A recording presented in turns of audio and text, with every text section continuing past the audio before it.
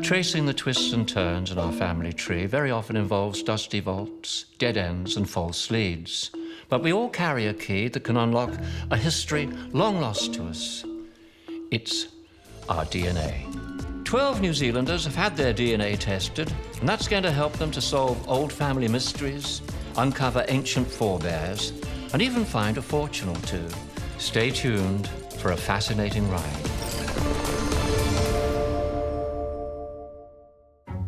Hello.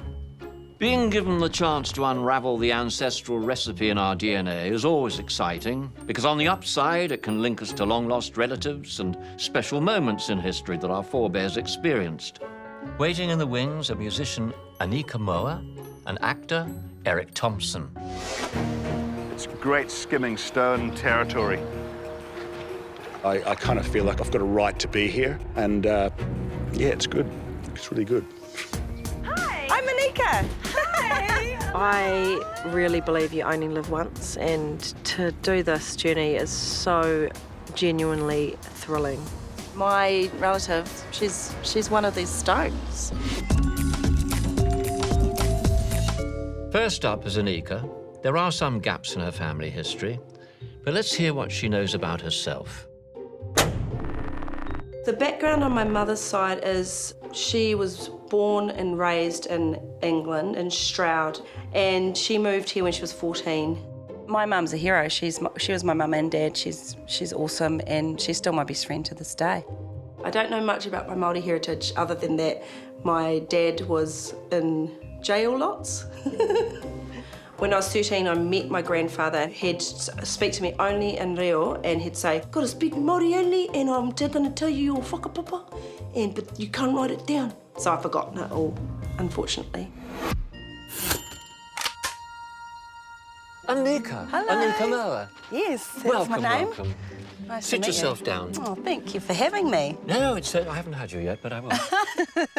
Your mother's side, Yes. from Stroud, Yes. in Gloucestershire. Yeah, Gloucestershire. I was born in Gloucestershire myself. Really? So what year was your mother We're born in related. Gloucestershire, do you know? 1958, I think. Oh, she's just a child. She's 58. Just a child. Wow. Anyway, Sort of. that's nice. And she came to New Zealand as a 14-year-old. Yep. She ended up at Epsom Girls' Grammar, and she used to get teased for her accent because she had that Queen of Cornish accent. That's right. There. That's right. So she quickly, I think, left school quite quickly, and then, yeah, Okay. had all of us. We've got a world map of your markers, your DNA markers. If you care to look at the screen over there, we can have a look at those and see Cool. how we get on. Well, thanks to your mum, you've got a 45.1% British and Irish DNA. You have 5% French-German and 1% Ashkenazi Jewish markers, so it's very likely that your mother's line had links to Germany. You also have 32% Southeast Asian and 16% Oceanic, which is what we'd expect from someone with a Maori heritage. Now, there's a DNA surprise lurking on your father's side, but you're going to have to wait for that once you're on the road. Wow, thank you. Right, I'm going to give you Okay. this little device, and once you're out on the road, I shall be in touch with you Okay. and give you some more updates and information. Thank you. I'm very nervous, but I'm very excited. Well, you to have see every what right to be nervous. Thank you so much for coming See in. you. Oh, I Bon love it. voyage. Ka kite. Well, Anika's in for a whale of a time unravelling her father's DNA, but her first port of call is going to be very much closer to home. My story is I am from England, mostly, and part Māori, and I'm probably from Ireland and Spain. That's my story I tell myself. But I don't know, and this is the best way of finding out. Hi, Richard. Hey-ho, Anika, we found some fascinating documents about your great-great-grandmother, Ngā Piumoa. She hailed from Hokianga. Now, to find out more, head to the Horeki pub, where a package awaits you. Are you kidding me?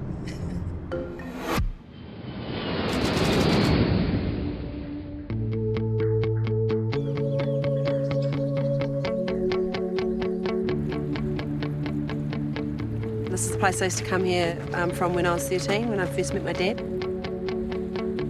And yeah, lots of memories of oysters and Yeah, lots of hilarious cousins and horses and beautiful bushwalks.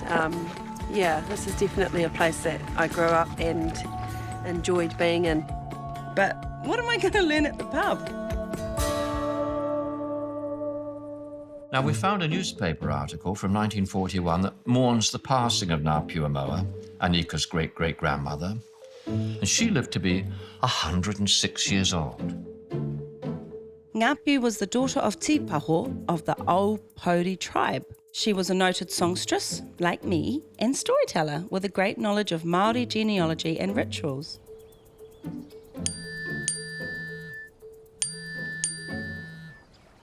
Oh, hi, Richard. Anika, look at this family tree. It shows Ngā Pu's dad. His name was William Fowler. It's believed his ship pulled into harbour for repairs, and he liked the captivate rose jib so much that he stayed.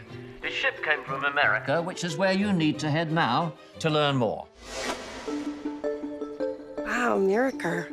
I don't know anything about my dad's family. I actually used to fight with my teacher when I was at school. She'd be like, there's no full-blooded Māori in New Zealand. I'd be like, my dad is? And because he's real black, and he has got a real note, like a Scottish nose like that, so he's full-blooded. And I so would not expect to have any American blood in my it's so weird. Woo, it's very exciting as well. And I'm going to have to practice my eye science. Hello, welcome back. Now, the chance to take a peek at the roadmap of our DNA can reveal new surprises or confirm what we thought we already knew. Leading man Erik Thomson's career has been packed to the rafters with roles ranging from Hades, King of the Underworld, to surfer dad George Turner in the hit series 800 Words. But his own story is varied. Let's see what he thinks he knows. I'm one of 3 children. My name is Erik, obviously. My older sister's called Helga, and my younger sister's called Ingrid. And it sounds like we're from Scandinavia, but we're Scottish. Us kids were all born in Scotland, but we emigrated to New Zealand in 1974 and still live here, except for myself. I live in Australia. I'm really, really hoping to be surprised. I think my whole family will appreciate just to find something that we didn't expect. You know, that to me is that little unexpected little twist. Erik, come on in. Welcome. Thank you. Nice to see you. How lovely to see you. Thank you for joining us. Now, you came to New Zealand in what year? We came here in 1974. I was 7, and we moved to Upper Hutt, right next door to Selwyn Toogood, actually, who was quite big at the time. It's in the bag. How extraordinary. Yeah. We arrived in May. The weather was terrible. We figured we may as well have stayed in Scotland, and 6 months later, we ended up moving up to Tauranga, where we stayed. But Mum's still there. OK, well, I'm from the Tauranga region as well, so yes. I'll have a cuppa with your mum a bit later on. OK. Now, you decided to become an actor at what stage in your life? You left school? No, I'd done it all the way through school, and then I went to university, and I was still acting, and then someone said, well, why don't you audition for New Zealand Drama School?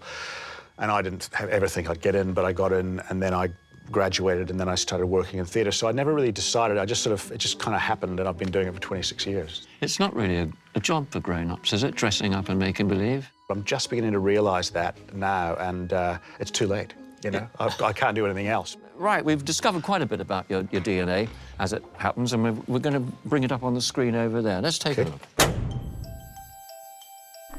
So your DNA is 99% Northwestern European, with 69% of that being from the UK and Ireland. There's a small amount of French, German and Scandinavian, which could be Viking. You also have a very unusual 0.1% of Yakut. And were you aware of that connection? I don't even know what it is. What's Yakut? The Yakut are people of an ethnic group from eastern Siberia. Wow, that's amazing. Don't worry, we're not going to send you anywhere like that. No. But I want you to take this, if you don't mind, and keep it with you at all times, and I shall be in touch with you in about 24 hours to give you some further instructions. OK. Thank you so much, Erik, for coming in. Thanks, Richard. It's been great to meet you. It's been a pleasure. Bye-bye. Well, Erik may not be headed for Siberia, but he's going to feel a stiff Arctic breeze up his kilt. I wanted to do this show because, yeah, for the family, just to find out a few things about ourselves. Hi, Richard. Good morning to you, Erik. Hope you've packed your battle axe. Your first destination is Haugesund in Norway. Right, excellent. Wow. I think I'm going to Norway because I think I've got Viking blood. I think I have.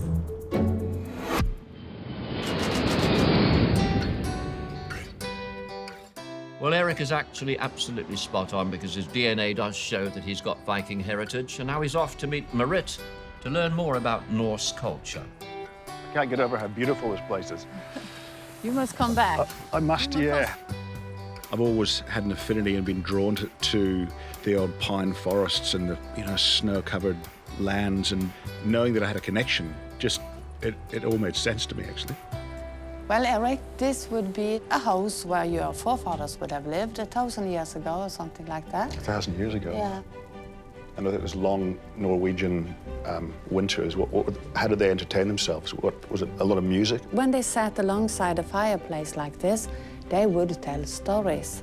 Okay. And this was not only because of entertainment, but it was also a way to keep the past alive. So they told stories about kings and also about their forefathers. Those are the sagas. Yes, the sagas and poems as well. Right. Yeah. And there is a poem called Håvamål, which is really the tale of Odin. He was the god, you know, the supreme god, yes. Cattle die, kinsmen die, and you yourself will die one day. But I know something that will never die. The reputation of a dead man. One thing that will never die is my reputation. The reputation you leave behind. Right. Yes. Wow, that's powerful, isn't it? I had no idea that Vikings were into poetry because, to me, their reputation came from being fierce fighters. This was the thing that the Vikings became known for in the whole of Europe, right down to southern Europe. Right. Was this battle axe. And they were much feared, were they? Oh, yeah. In the south of Europe, you've got short swords. They're quite lightly dressed. Right. And then comes somebody just under 2 meters tall with that. There are records, especially when you go down way into the south of Europe, of the Vikings were used as mercenaries. Right. And there are records of basically battles not happening when the Vikings turned up. It's a brutal weapon. So my father always said that if he wasn't a doctor, he would have been a linguist. And I think when he was in his teens, he decided he wanted to learn Norwegian. So he bought an English-Norwegian dictionary and taught himself. And yeah, Dad would at times just all of a sudden starts, you know, speak a phrase in Norwegian, just random, you know, Old Norse. Hey, Richard?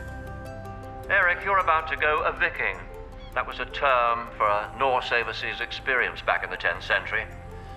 You're headed for a place your ancestors ruthlessly plundered, the Shetland Islands. You'll be sure of a warm welcome there. All right. Thanks. Songstress Anika is on the trail of the American whaler who swept her great-great-great-grandmother off her feet. I so would not expect to have any American blood in my it's so weird.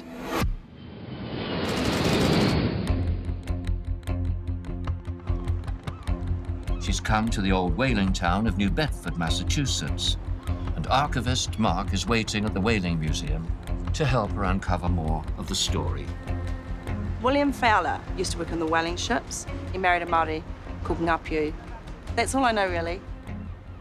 I have the Charles Batchelor files. We got his collection, 1870s. Who's Charles Batchelor? So he was actually an amateur whaling historian, and he was on the board here at the Whaling Museum.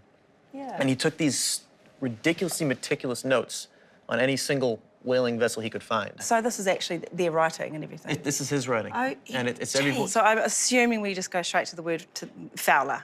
That's what we're going to do in the database. Oh, yeah. yeah. So we're going to start with what can capture the most information. Okay, cool. Yeah. You said the last name was Fowler? Yeah, Fowler. All right. You said William Fowler? Yep, William. All right. That's it. That's the one. Yeah, there he is. OMG. William Fowler. So he was on the President too. The rig was bark, and it was the year 1849. But it doesn't say his age. Well, it doesn't, but you know what? That's what the hard copy crew list is for. Yeah, cool. Okay, well, let's find it. All right. Luckily, I know exactly where it is. Do you? I do. You're awesome. Yeah. This is the 1849 book, because that's the one that William Fowler was on. 1 book per year, and 1 voyage per page. OMG. And so he would write down. All neatly too. It's so beautiful. And this would have been just one of the voyages he was on.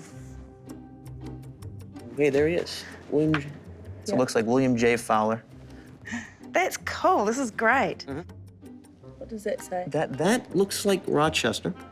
And what does that mean? Is that where he's That from? was that's where he said he was from. Okay. Rochester. It says he's 19.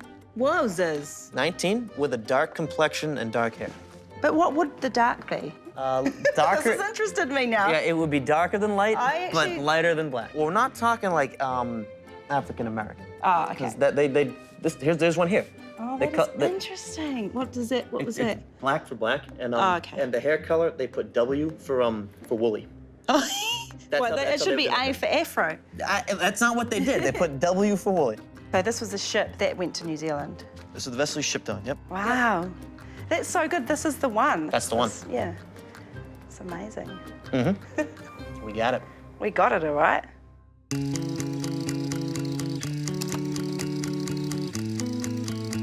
It would take years to get to New Zealand. That's the hard bit, you know, and being on the boat in that museum and seeing just how small those boats are, it's incredible. Just to jump on a boat and trust that you're going to end up somewhere so magical and mythical.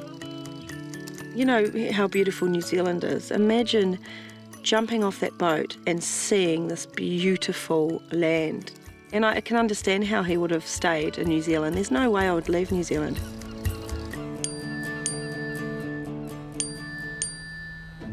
Oh, hi Richard. How's it going? Anika, we have a DNA surprise for you. Your results show 1% Native American markers. Now, this may very well explain William's colouring. OMG! Wow. Actor Erik Thomson has discovered his Viking roots in Norway, That'd do some damage, wouldn't it? and he's hopped across the North Sea to his mother's birthplace, the Shetland Islands.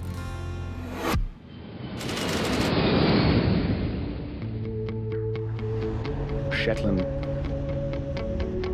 My son, Magnus, is the first Thomson to be born outside of Scotland in the history that we know.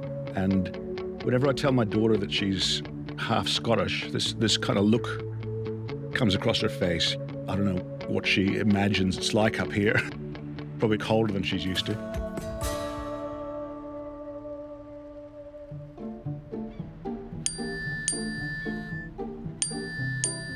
Hey, Richard.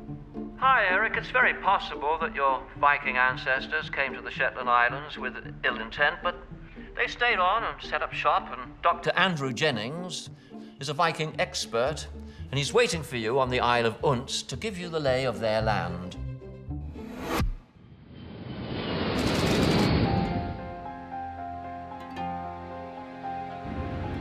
My mum was born in Shetland, so when I was a young lad, I'd come here to see my grandparents.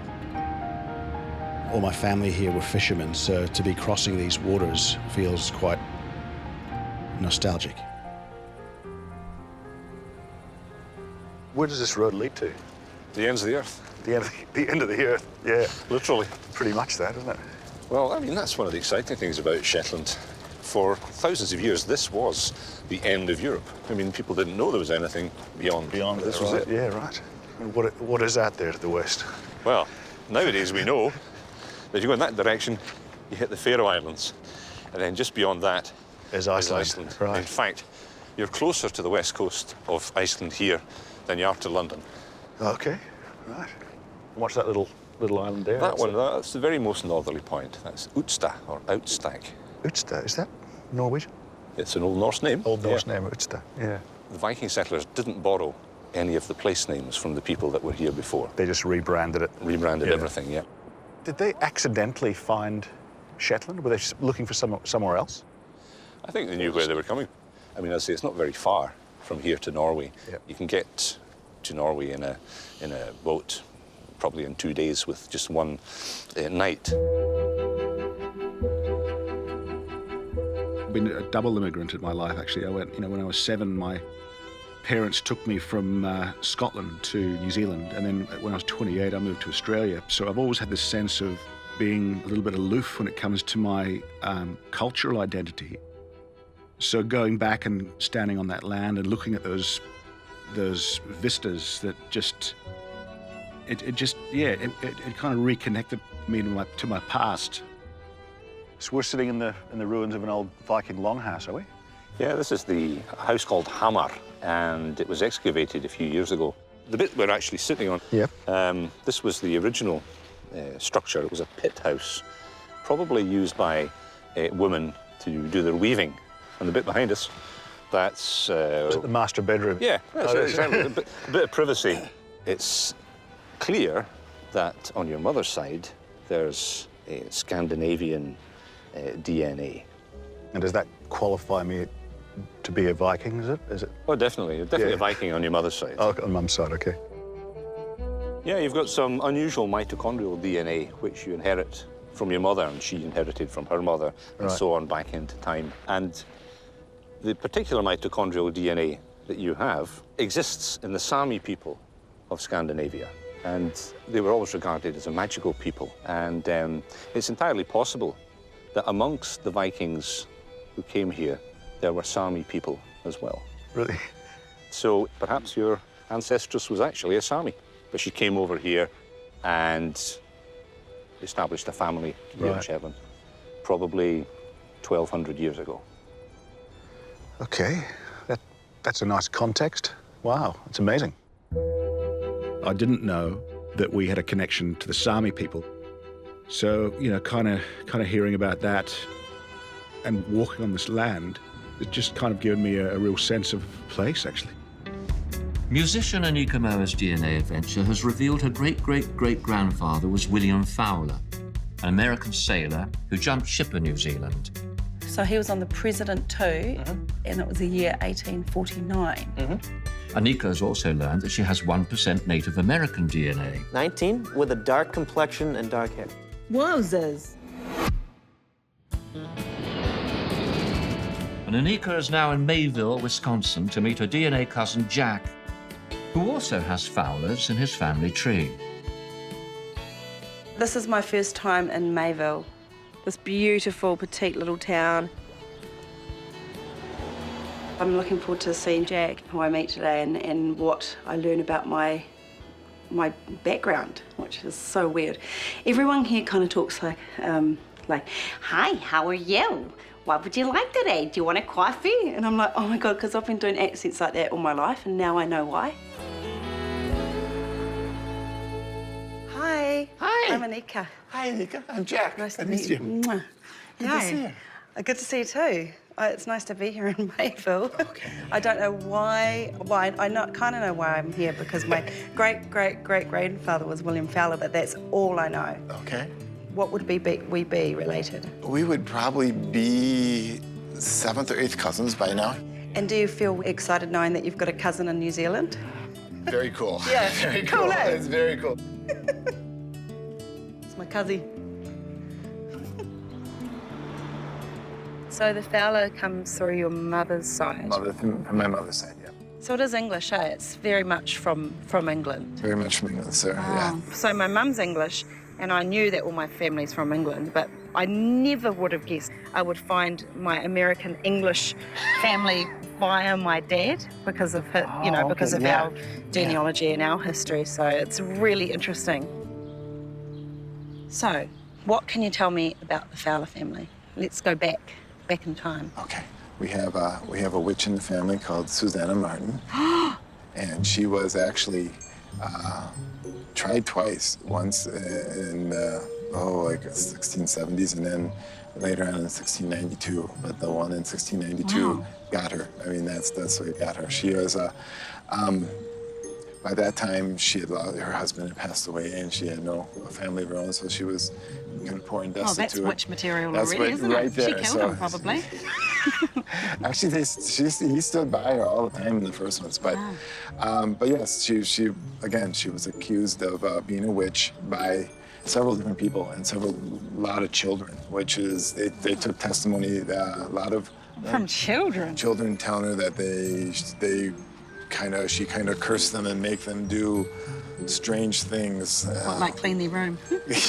Clean your room or else. And supposedly did that, and eventually all the accusations and depositions caught up to her, and then they hung her and a couple others on the same day, and they buried them in shallow ground and rocky ground, because that's what you do with witches. You don't bury them deep into the soil because they're not God. You're not godlike, and you wanted them. So supposedly some people think they know, but no one knows for sure where they were buried. So that would be so. Imagine if you found it. Oh, that'd be interesting. Amazing. Yeah. Well, wow, that's interesting. Why? Yeah. Are there any more interesting stories about witches and any vampires? No vampires. I don't wear them. Just that. No vampires. Just a couple vampires in our family. It's all good. It was lovely to meet Jack. It felt really surreal, and it felt right and natural, and I felt like I was on the right path. But mostly what I found fascinating was the tale of the witch in the family, and all what happened and around that time with, hanging them and putting them in prison. And, all you have to do is go boo and they say you're a witch. What? It's crazy.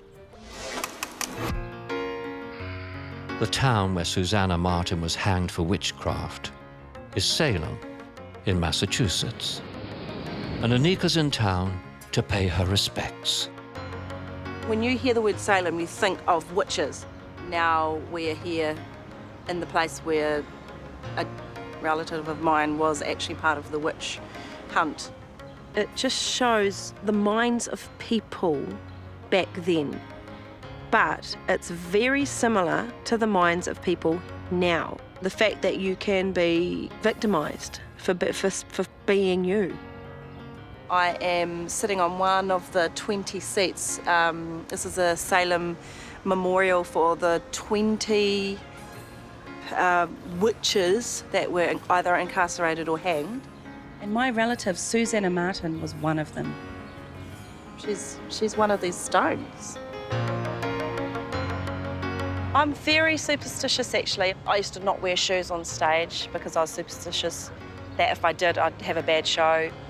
Wear a certain pair of underwear when I'm on stage. And I believe in things like when you leave a graveyard, you have to wash your hands with water so the spirits don't follow you home. But in a sense, I'm not that superstitious because I don't really believe in ghosts. Oh. Hello, Anika. That's the end to the dark side of the family tree. Now, are you ready to walk into the light? On a beach, that is. Where are we going? Where are we going? Your third cousin, Tenna, is waiting to meet you in Hawaii.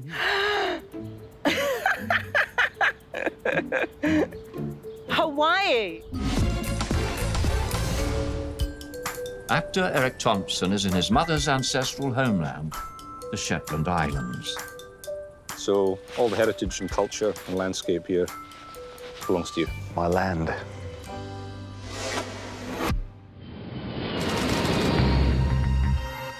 He's now of the old Sinclair family craft, land that his mother's family have worked for many centuries. Local historian Tony Gott has got some family tales to share.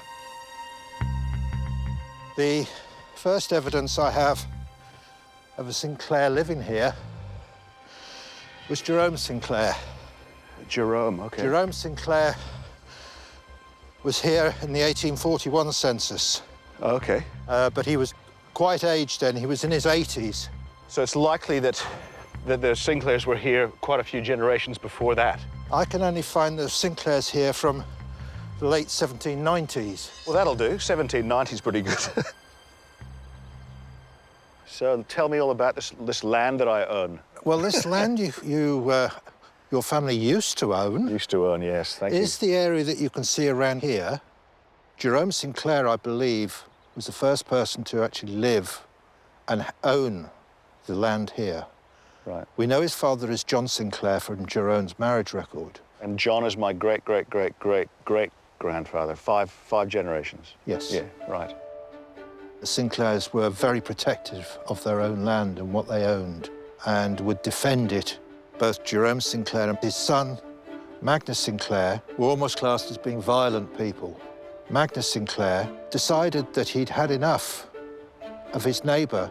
What he did is he decided that he was going to burn their house down. And he did this? And he did this. He did this. Although he said he did not set fire to it personally, he instructed one of his beach lads to do it for him. What a nasty piece of work. Whether you feel there are any traits in yourself from that? Well, I'm not a violent bloke, but it's interesting you say that. I've got a photograph of my great-great-great-grandfather, Magnus, and now that you say that he might have had a history of violence, you know, looking at his eyes, I can kind of see, I can maybe see that little twist in there. Of all the times I came up to Shetland, no one ever brought me here. Maybe there's like a sense of denying our ancestry or something. I don't know. Maybe there's some, you know, finding out that my great-great-great-grandfather was an arsonist, you know, burnt someone's house down. Maybe that my family these days are denying our history. So I've taken this little piece of rock out of the house here, and I take it back to Australia. My daughter's currently doing a model house, a model croft house. So I'll be able to give this to her and say this has come from our ancestral croft house up in the Shetland Islands. And my little boy Magnus, he's named after, it's a family name. And neither of them have been back to Shetland or to Scotland, but I'm definitely going to bring them up here next year. We'll bring a picnic up here, and I just want to see them running around this land, and you know, I think they'll fit in quite nicely. Maybe we can stay here. A bit drafty though, I think. Erik Thomson is in the Shetland Islands. At his ancestral croft, he learned of a firebug in the family tree. You know, finding out that my great-great-great-grandfather was an arsonist.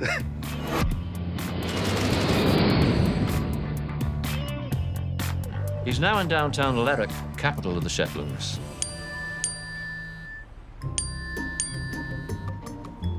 Hey, Richard? Evening, Erik. It's time for an ease up. You're about to meet Mary Elaine, your fifth cousin. She's a dab hand on the fiddle and wants you to taste a slice of modern Shetland life. So you've never had any desire to leave Shetland? Yeah, I have, but no, not for the rest of my life, I suppose. Right, so you're always going to be here, yeah, you think? I feel like you're always drawn back to Shetland, like you're always drawn back home here. And what is it about the place that makes you want to, you know, stay here? Is it just because you were born here, or is it the culture, or what is it? I think it's a lot of things, and I think I'm really lucky the generation I'm born in, because in recent years Shetland has grown and expanded so much, and there's a lot more on offer for young people. Right. So you do have the culture, like there's a really vibrant music scene now in Shetland. Because there was a period there where a lot of the youngsters would just leave, wouldn't they? Yeah. But after they opened the oil terminal, there became this huge influx of money and opportunities for jobs in Shetland. Yeah, there was a reason to stay. Yeah.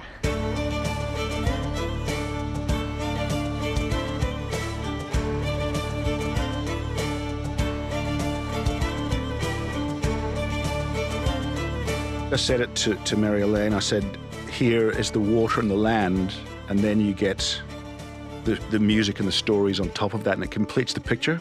And I think all cultures' music does that, whether it's Maori or Norwegian or Shetland. It kind of just kind of gets you, and it kind of makes everything right. Yeah, it's very inspiring. That was incredible. Incredible.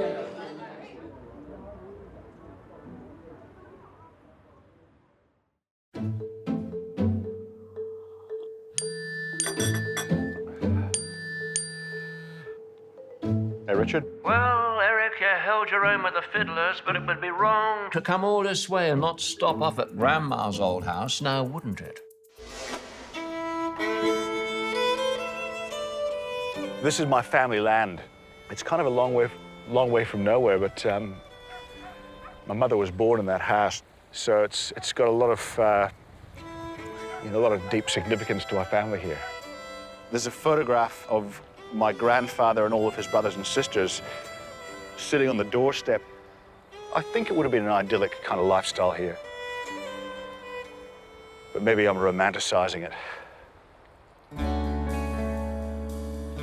I actually don't know where I belong these days. I mean, when I left Scotland back in '74, I was too young to even sort of understand what was happening. And then I came back to the Shetland Islands and went to school here in '79 at the age of 12. And I was looking forward to coming back because I used to get called haggis and jock back at school in New Zealand, in Tauranga. And I thought when I'd come back here, I'd be accepted as a son, you know, like a Shetland son or a Scottish son, you know.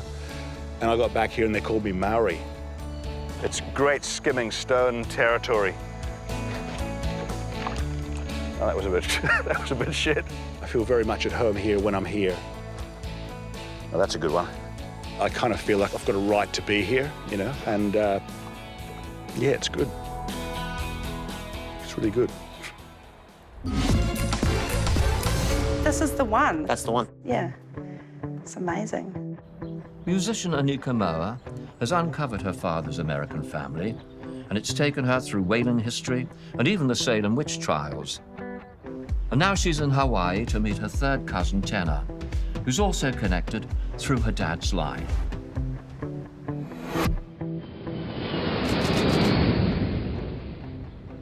I'm about to meet a fifth or sixth cousin called Tina, and I'm excited to meet her. In Māori kind of culture, she would pretty much be my close auntie.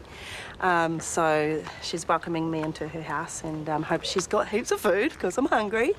And yeah, looking forward to hearing some stories and seeing some pictures and stuff. Okay, here we go. I'm here. Hi. I'm Anika. Are you Tina? I am. Aloha. Oh my goodness. Hi. Beautiful. So are you. We're so relatives. Yes, we are, because I like to bounce too. Oh my God, thanks for having us. I'm so excited. Look, we're being blessed. This in Hawaii is not rain, it's blessings. Yeah, my hair's gonna get wet. Let's go. Let's go. Okay. Oh my goodness. It's really thrilling to meet a fifth cousin and to find out you've got so much in common, and you just feel connected to them straight away. So, you're Tina, and what's your full name? Tanita, which is very similar to yours. Tanita and Anika, yeah. From New Zealand, when you think of Hawaii, you think of Samoan or Hawaiians that are really, really brown.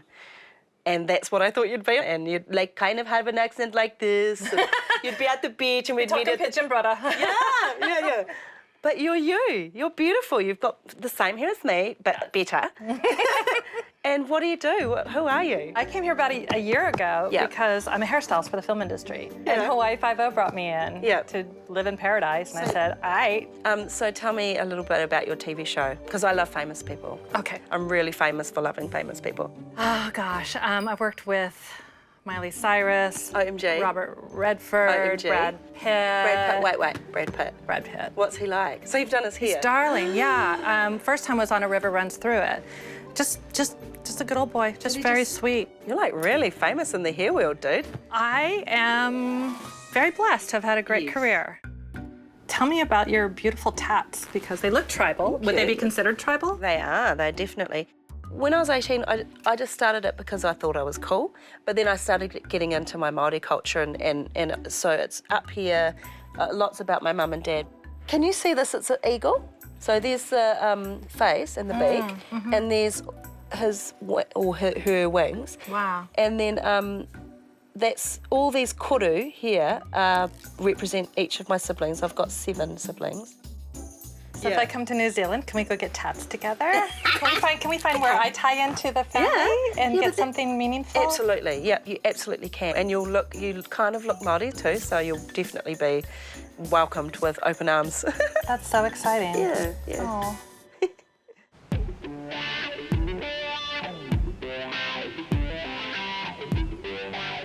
Hi there, I'm Anika Moore, and I'm on the set of Hawaii 5-0.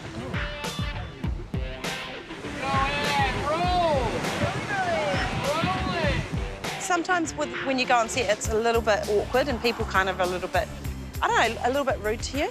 But when Tina invited me onto the set, she was like, "This is my cousin Anika," and everyone knew me. Everyone listened to my music and they were like, "You're so amazing." I'm like, I know. Tina's energy is very similar to mine. She's very outgoing, bubbly, but you can see that she's serious and sensitive and hardworking, and I think we really clicked, and I think that her and I will be in contact. She's actually already invited me to do a gig at a local place, so I might do that. I might come back and sing here. I really believe you only live once, and to do this journey is so genuinely thrilling. It was really nice. It was really nice to actually have this moment, because I actually just thought that it would be all like facts and figures and where they were born and how they were born, and then you meet someone so cool. Find out you've got so much in common, and you just feel connected to them straight away. When you put an idea in someone's head and then you start searching, then you start believing. And, you know, a man with the name William Fowler, he's just one of many relatives that I have not met.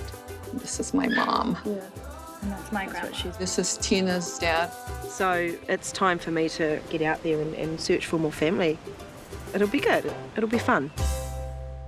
Our DNA contains tiny hints that tell us how our forebears travelled. It shows us where to look to uncover traces of their lives and the stories we find to help bring them back to life. It's been a great pleasure helping reconnect New Zealanders with their forgotten heritage. I'm Richard O'Brien. Thank you so much for watching, and good night.